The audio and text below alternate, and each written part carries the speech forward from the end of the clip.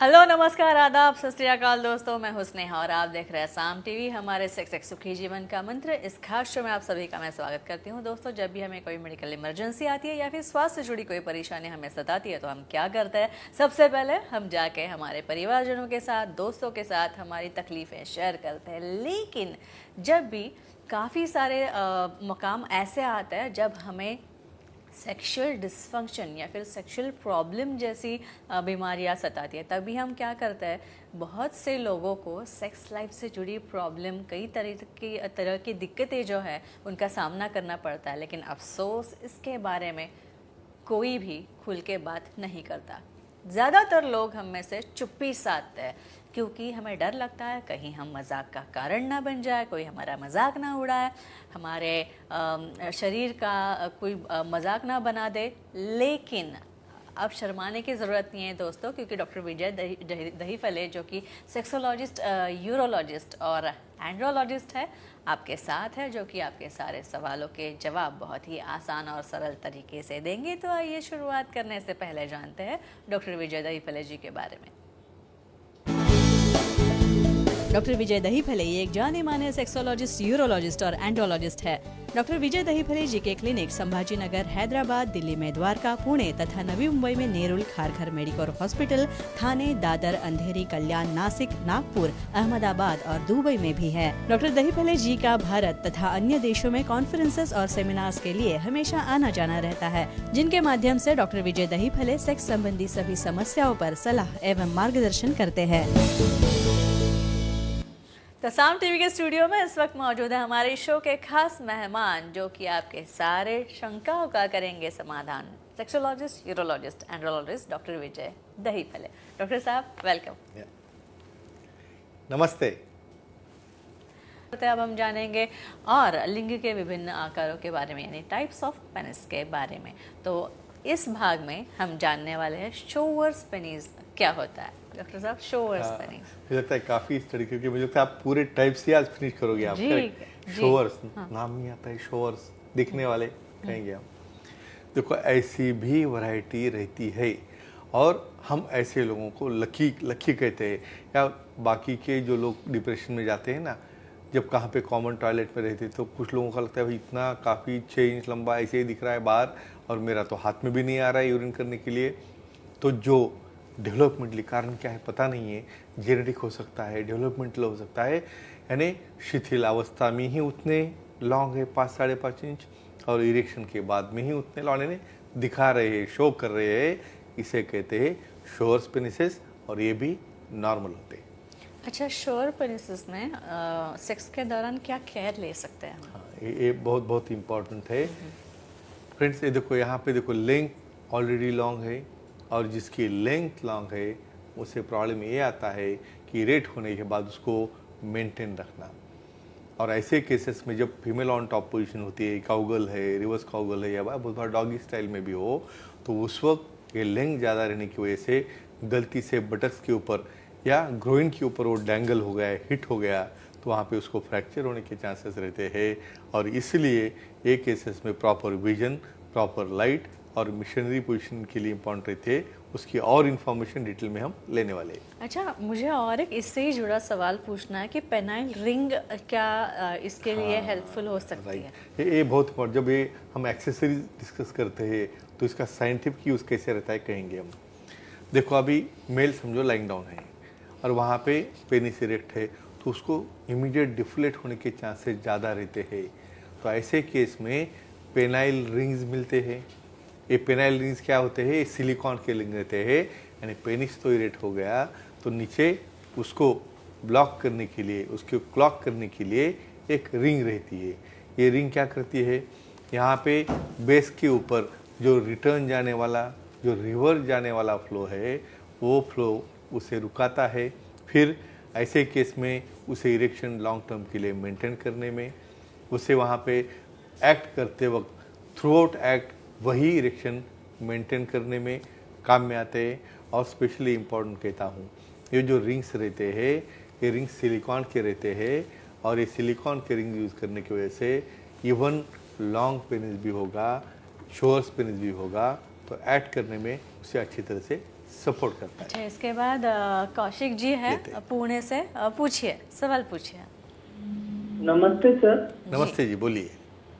Penalty split से link का आकार बढ़ता है क्या, मालूमात दीजिए। अच्छा, यानी हमारे व्यूअर्स भी बहुत काफ़ी उसके ऊपर स्टडी करते हैं या यूट्यूब पे जाके देखते हैं पेनाइल स्प्लिंट। Splint। तो स्प्लिंट से लिंक बड़ा होता है क्या, कहेंगे हम। फ्रेंड्स देखो, पेनाइल स्लीव हमने बात की, पेनाइल स्प्लिंट।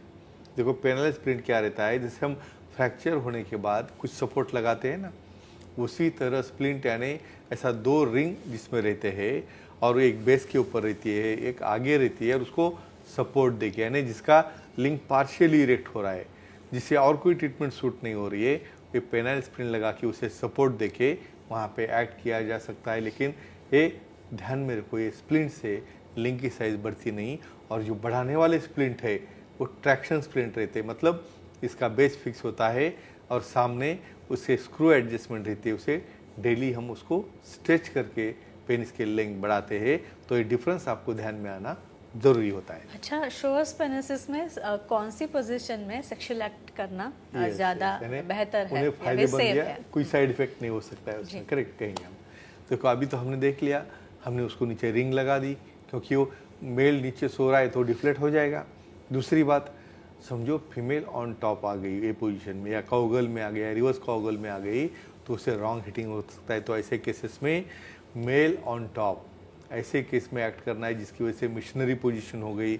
मिशनरी के बाद बहुत बार क्या होता है, साइड टू साइड या स्पूनिंग पोजीशन भी काम में आती है, क्योंकि स्पूनिंग पोजीशन में रॉन्ग हिटिंग पॉसिबल नहीं होता। तो डेफिनेटली ये केयर लेने के बाद उसमें कोई दिक्कत नहीं आती। अच्छा, ये और एक पेनिसिस का टाइप है कर्व अपवर्ड पेनिसिस, ये क्या है? राइट, एक बहुत इंटरेस्टिंग प्रकार है, कहते हैं हम। कई बार लोग इसे एबनॉर्मल कह के पार्टनर डिस्टर्ब हो जाता है, कहेंगे हम। कर्ड अपवर्ड्स मतलब क्या, देखो रूटीनली कौन सा भी नेचुरल लिंक ऐसा स्ट्रेट लाइन में आगे नहीं जाता। तो कुछ लोगों में थोड़ा डिविएशन राइट साइड है, कहाँ पे लेफ्ट साइड में है, तो यहाँ पे ये ऊपर आ गया, तो आगे जाके यानी डिफ्लेटेड पोजीशन में नॉर्मल दिखता है, लेकिन जब इरेक्ट होता है तो वो अपवर्ड डायरेक्शन में दिशा देता है। इसे कहते हैं कर्ड अपवर्ड पेनिसिस। उसकी और जानकारी हम लेंगे। अच्छा, इसके बाद कृतिका जी हमारे लेते हैं, साथ sure। है, घाटकोपर से बात करिए वो। कृतिका जी पूछिए। कृतिका जी, आपको आवाज़ सुनाई दे रही है हमारी? बोलिए। आप क्वेश्चन पूछ सकते हो, ठीक है। तब तक एक अगला सवाल लेते हैं, बाद में जोड़ते हैं। अगला सवाल ले लेंगे हम। कर्व अपवर्ड पेनिसिस जो है, इसमें सेक्स के दौरान क्या केयर लेनी हाँ, चाहिए? ये बहुत बहुत इंपॉर्टेंट क्वेश्चन है, कहेंगे हम, क्योंकि काफ़ी लोगों को ऐसे केस में एबनॉर्मल कह के पार्टनर को रिजेक्ट करते हैं, कहेंगे हम। यहाँ पे देखो, एक इमेजिन करो कि अलाइनमेंट, जब पेनिस इरेक्ट होता है, टाइटनेस आता है, उस वक्त वो ऊपर वाली दिशा में जा रहा है। अब ऐसे ऊपर वाली दिशा में उसको अलाइनमेंट करना है, तो स्पेशली मिशनरी पोजीशन हो या बहुत बार फीमेल ऑन टॉप पोजीशन हो, ऐसे केसेस में अपने हाथों से मैनिपुलेशन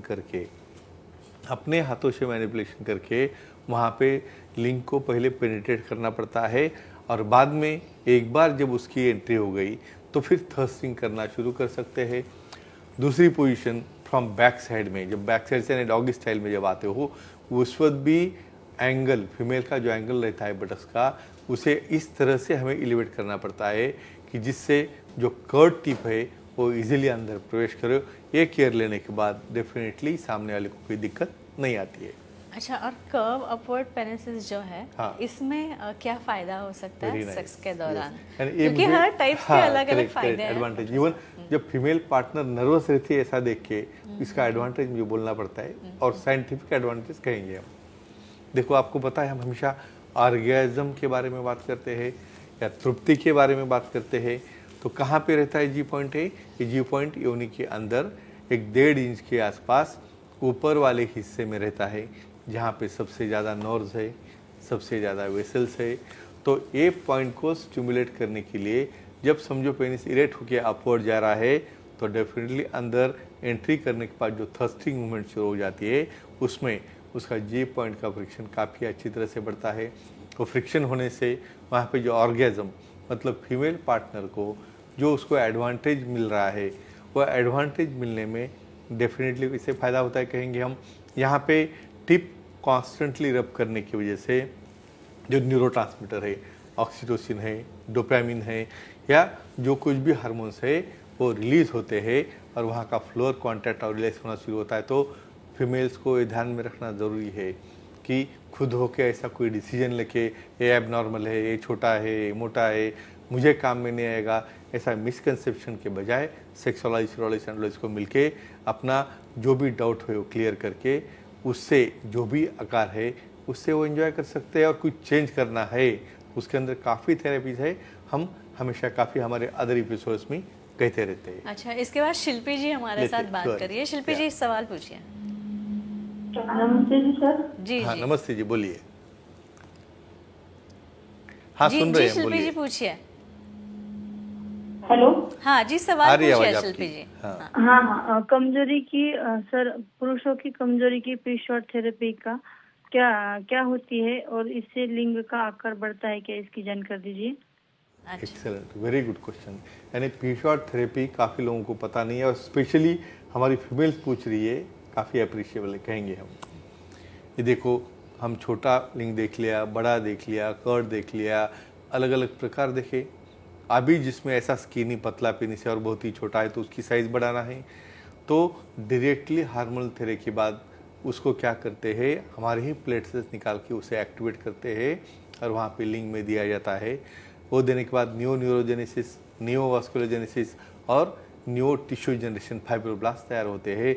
तो डेफिनेटली उसके साथ हम वैक्यूम थेरेपी ऐड करेंगे तो वहाँ पे साइज़ बढ़ने में, गर्द बढ़ने में और सबसे इम्पॉर्टेंट उसका सेंसेशन बढ़ने में और वहाँ पे उसकी क्वालिटी ऑफ इरेक्शन बढ़ने में श्योरली फ़ायदा होता है। तो फ्रेंड्स, एक ही चीज़ ध्यान में रखो, अपने पेनिसिस के बारे में, कुछ भी साइज़ के बारे में, उसकी कैपेसिटी के बारे में, कुछ ऑर्गेज़म बारे में कुछ भी समझो डाउट होगा तो एक दूसरे से शेयर करें पार्टनर के साथ।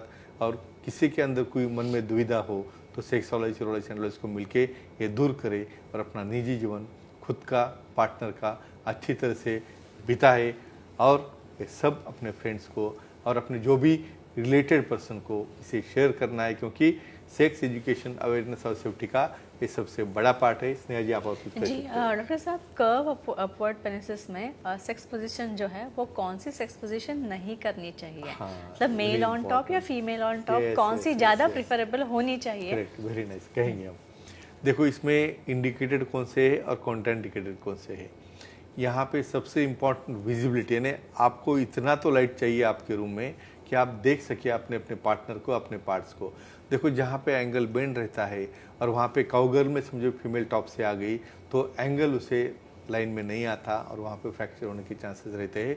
इसमें अपोजिट, यानी लाइंग डाउन फीमेल पार्टनर रहेगी, मेल पार्टनर स्टैंडिंग में रहेगी और थोड़ा एंगुलेशन देके वहाँ पे, यानी मिशनरी में ये करना काफ़ी डेफिनेटली फ़ायदेमंद रहता है। और डेफिनेटली वहाँ पे काफ़ी ऑर्गेज़म भी मेल को भी और फीमेल को भी अच्छी तरह से मिलता है। मुझे लगता है इससे उनका समाधान हुआ होगा। जी जी का ज़रूर हुआ होगा, क्योंकि काफ़ी सारी इंफॉर्मेशन जो है, जानकारी, वो भी वैज्ञानिक साइंटिफिक तौर वो सबसे important पे राइट है। इंफॉर्मेशन जो है तो डॉक्टर साहब के माध्यम से इस मंच के थ्रू आपको मिलती है, तो क्यों नहीं सबको पसंद आएगी भाई। और दोस्तों, आपको भी डॉक्टर साहब से मिलना है तो आप मिल सकते हैं और इसीलिए सारे समस्याओं पर उपाय आप डॉक्टर साहब के पास से ले सकते हैं। उनको मिलके आप सारी सेक्सुअल प्रॉब्लम्स पे समाधान पा सकते हैं। और आपको डॉक्टर साहब की सलाह लेनी है तो स्क्रीन पे जो नंबर दिए गए हैं वो नोट डाउन कर लीजिए। साथ ही उनके सारे सेंटर्स के नाम जो है मैं बता दूं, अंधेरी, दादर, नवी मुंबई में नेरुल, ठाणे, कल्याण, पुणे, नासिक, औरंगाबाद यानी संभाजी नगर आपका, तथा हैदराबाद में, नागपुर में, दुबई में भी डॉक्टर साहब के सेंटर्स है। यहाँ पे आप जा सकते हैं। हज़ारों लोग यहाँ पे आते हैं और डॉक्टर साहब से सेक्सुअल प्रॉब्लम से छुटकारा पाते हैं। आप भी ऐसा ही कर सकते हैं। फिर एक बार याद दिला दूँ, स्क्रीन पे जो नंबर्स दिए गए हैं वो नोट डाउन कर लीजिए, तथा उनकी वेबसाइट भी है sexologistvijaydahipale.in। इस पे आप जाएंगे तो अपॉइंटमेंट का बटन दिखेगा, क्लिक कीजिए और आसानी से आप डॉक्टर साहब से अपॉइंटमेंट ले सकते हैं और बेहतर तरीके से आपके सारे सेक्सुअल प्रॉब्लम्स पे आप समाधान पा सकते हैं, वो सॉल्व कर सकते हैं। तो डॉक्टर साहब, आप यहाँ पे आए, इसलिए बहुत बहुत शुक्रिया आपका। धन्यवाद। और अब वक्त हो चला है दर्शकों को भी विदा करने का, लेकिन हम वादा करते हैं कि डॉक्टर साहब को लेके हम अगले शो में ज़रूर मिलेंगे नए विषयों के साथ और इंटरेस्टिंग जानकारी के साथ। तब तक के लिए गुड नाइट, शब्बा खैर, शुभ रात्रि, अपना ख्याल रखना, खुश रहना।